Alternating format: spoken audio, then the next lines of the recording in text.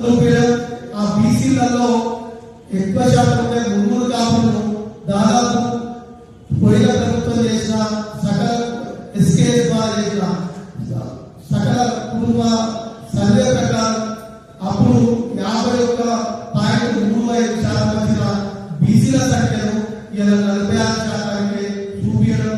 అప్పుడు 51% ఉన్న మా మున్నూరు కాపులు 18%, దాదాపు 18% అంటే 25 లక్షలు ఉన్న మున్నూరు కాపులు ఇవాళ 13,60,000 చూపించడం. ఇది ఒక కుట్రతో కూడిన ప్రభుత్వ గేమ్.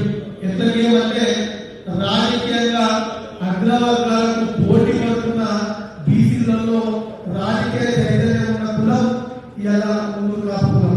ఇలా రిజర్వేషన్ 45% బీసీలు ఇస్తే బీసీలలో తెలంగాణ రాష్ట్రంలో సర్పంచ్గా, ఎంపీసీగా, కౌన్సిలర్గా, కార్పొరేటర్గా స్థానిక సంస్థలో మెజారిటీ గెలిచేట్టుగా మున్నూరు కాపులే. కాబట్టి దాని కుట్రలో భాగంగా ఇక్కడ స్థానికంగా గెలిచిన చట్టసభలో మున్నూరు కాపులు ఎదిగి రాజ్యాధికారం వారు అందిపుచ్చుకునేందుకు దగ్గరగా ఉండాలని గ్రహించిన ఈ కాంగ్రెస్ ప్రభుత్వం అగ్రవర్గాలు దీనికి కుట్రపూరితంగా మన 13,60,000 తగ్గడం.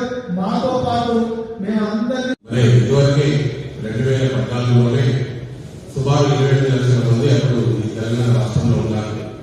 అప్పుడు చూపించడం జరిగింది. మరి ఈరోజు మనకు 13 లక్షల మున్నూరు కాపులను చూపించినారు. మరి మాకు ఈరోజు సుమారు 40 లక్షల పైసలు ఉన్న మున్నూరు కాపులు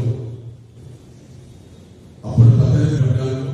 మరి ఇప్పుడు 8% బీసీలలో జరుగుతుంది.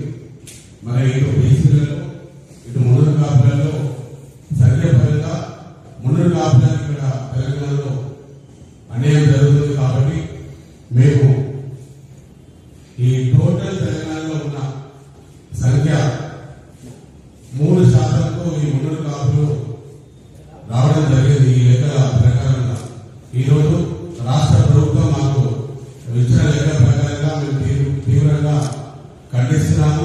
ఈ లెక్కలు అనేది తప్పుగా కనుక మరి మున్నూరు కాపులంతా ఈరోజు ప్రతి ఒక్క గ్రామ స్థాయిలో, మండల, జిల్లా, రాష్ట్ర స్థాయిలో కూడా అందరూ కూడా ఆలోచన